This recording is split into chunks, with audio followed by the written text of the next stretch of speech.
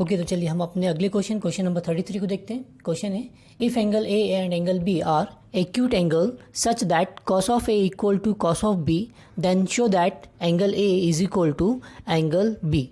तो देखिए इस क्वेश्चन में हमको गिवन है कि angle A and angle B जो कि है वो एक्यूट एंगल है, such that cos of A equal to cos of B. अगर cos of A cos of B आपस में इक्वल हैं तो ए और बी आप दोनों जो एंगल्स हैं वो एक्यूट एंगल हैं। ठीक है, तो इसको हम और इस क्वेश्चन में हमको प्रूव करना है कि angle A is equal to angle B के, राइट। तो उसके लिए हमने प्रूफ के लिए हम एक राइट एंगल ट्राइंगल कंसिडर कर लेते हैं। Let right angle triangle A B C. तो ए बी सी एक हमारे पास राइट एंगल ट्राइंगल है जो कि राइट एंगल है सी पर, राइट। तो यहाँ पर बनने वाला एंगल हो गया हमारा 90 डिग्री।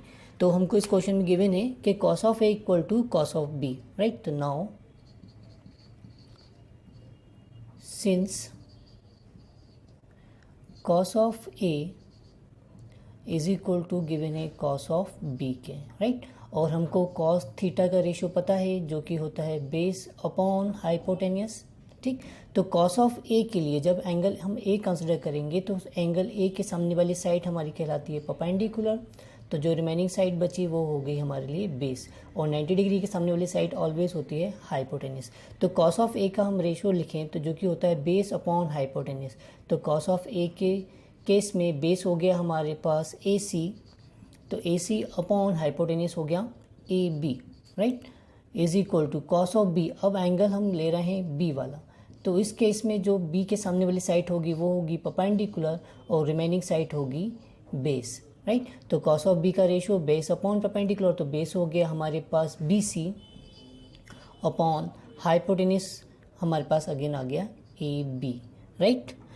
तो यहाँ हमको क्लियर है कि जो दोनों का डिनोमिनेटर है वो AB के सेम है, बट AC और BC अगर ये दोनों भी सेम हो गए तो ये कंडीशन वेरीफाई हो जाएगी, क्योंकि cos of A equal to cos of B, और ये तभी पॉसिबल है जब कि AC इक्वल हो BC के, राइट। क्योंकि AB के इक्वल है। अगर हम इन दोनों को कैंसिल भी करना चाहें तो इन दोनों का इक्वल होना ज़रूरी है, तो AB से AB कैंसिल हो जाएगा, बट AC से AC कैंसिल नहीं होगा। ये कैंसिल तभी होगा जब AC BC के इक्वल हो, राइट। तो now observe that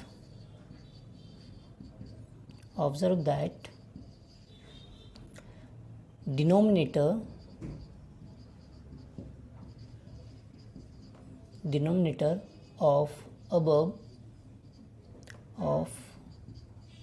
above equality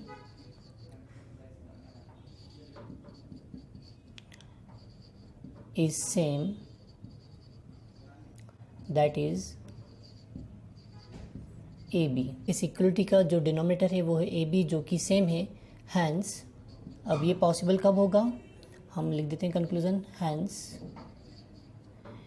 AC upon AB equal होगा BC अपॉन AB के ओनली व्हेन AC इक्वल हो जाए BC के। ये तभी पॉसिबल है, cos A equal to cos B तभी पॉसिबल होगा, तभी ये दोनों टर्म्स आपस में कैंसिल होंगी। ओके, क्लियर है।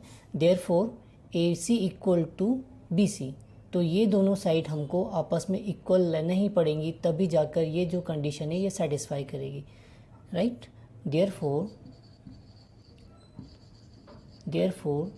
AC is equal to BC के, दैट मीन्स जो AC साइड है वो BC साइड के आपस में, ये दोनों साइड आपस में इक्वल है, राइट। अगर किसी भी ट्राइंगल्स के अंदर दो साइड आपस में इक्वल हो जाती है तो हमको पता है कि उन दोनों साइड्स के सामने वाला एंगल भी आपस में इक्वल होगा। अगर AC इक्वल है BC के तो AC के जो सामने वाला एंगल है एंगल B, और BC के जो सामने वाला एंगल है एंगल C, वो दोनों भी आपस में इक्वल होंगे अगर किसी ट्राइंगल में दो साइड्स आपस में इक्वल हैं। तो इसको भी लिख कंप्लीट कर लेते हैं। We know that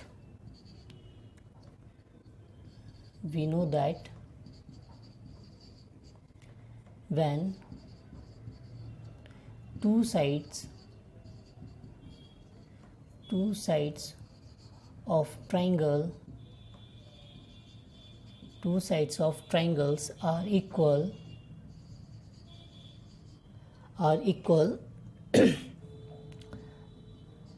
the opposite the opposite angle of the triangle, opposite angle of the side are also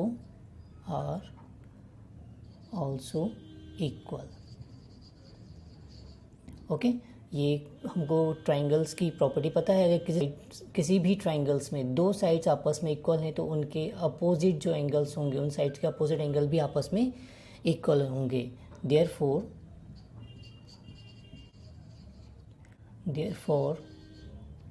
we can say that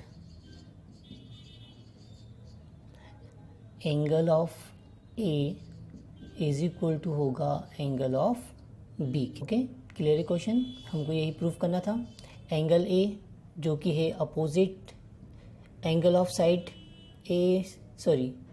B C के, और जो एंगल बी है वो अपोजिट है साइड ए सी के। ओके क्लियर है, नोट कर लीजिए। चलिए अब अगले क्वेश्चन को देखते हैं। Question number 34, if angle A and angle P are acute angle such that tan of A equal to tan of P then show that equal to angle P। Okay तो जो कि बिल्कुल क्वेश्चन नंबर 33 की तरह ही है, वैसे ही हमको इसको प्रूफ करना है। तो मैं डायरेक्ट इसको प्रूफ की मेथड आपको बताता हूँ। ठीक है, अगर क्वेश्चन नंबर 33 आपको आप बनता है तो ये क्वेश्चन आपके लिए बहुत ही आसान है। ठीक है, तो इस क्वेश्चन में भी हमको गिवन है एंगल ए और एंगल पी जो कि एक्यूट एंगल है, कुछ इस तरह की tan of A equal to होना चाहिए tan ऑफ पी के। तो इसके को भी प्रूफ करने के लिए हमने एक right angle triangle A B P consider किया है। ठीक है, right angle triangle A B P जो कि राइट एंगल है बी पर, और इस क्वेश्चन में भी हमको जो कंडीशन गिवन है वो है tan of A equal to tan of P.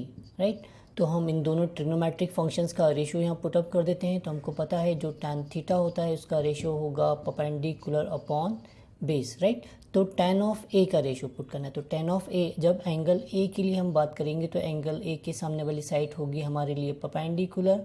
Right, ये होगा हमारा परपेंडिकुलर और रिमेनिंग साइड होगी हमारी बेस। तो परपेंडिकुलर हो गया हमारा पी बी और बेस हो गया ए बी। तो perpendicular upon base P B upon A B. Okay is equal to tan of P. जब हम एंगल पी के लिए बात करेंगे तो पी के सामने वाली साइड हो जाएगी हमारे लिए परपेंडिकुलर और रिमेनिंग साइड हो जाएगी हमारे लिए बेस। राइट, तो इस केस में tan ऑफ पी के केस में परपेंडिकुलर अपॉन बेस, तो परपेंडिकुलर हो गया हमारा ए बी अपॉन बेस हो गया हमारा पी बी। राइट, अब देखिए ये दोनों जो इक्वलिटी है हमारे पास, ये इक्वल तभी हो पाएगी जब ए बी इक्वल हो पी बी के।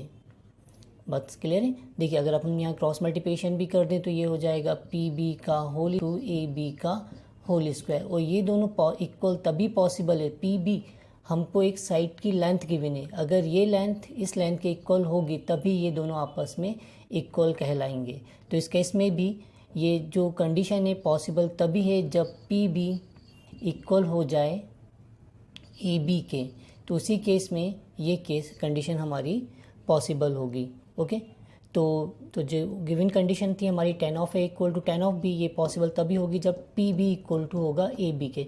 इसका मतलब अगर ये दोनों साइड आपस में इक्वल हो जाए तो ही ये कंडीशन पॉसिबल है। राइट, तो इसको पी बी को ए बी के हमको इक्वल कंसिडर करना पड़ेगा। और प्रीवियस क्वेश्चन में हमने समझा था अगर किसी ट्राइंगल में दो साइड्स आपस में इक्वल हैं तो उनके अपोजिट एंगल भी आपस में इक्वल होंगे। तो ये तो कंफर्म कंडीशन है कि पी बी ए बी के इक्वल होगी। अगर पी बी ए बी के इक्वल होगी तो जो पी बी के सामने वाला एंगल है हमारा, पी बी के सामने एंगल है हमारा एंगल ए, और ए बी के सामने वाला एंगल है हमारा एंगल पी, जो कि आपस में इक्वल होंगे। ये तभी पॉसिबल है जब पी बी इक्वल टू हो ए बी के। राइट, और गिवन कंडीशन के अकॉर्डिंग ये आपस में दोनों साइड्स की लेंथ आपस में इक्वल होगी। ओके तो बिल्कुल प्रीवियस क्वेश्चन का ही तरह था, इसलिए मैंने इसको शॉर्ट में प्रूफ कर दिया है। ओके क्लियर है, नोट कर लीजिए।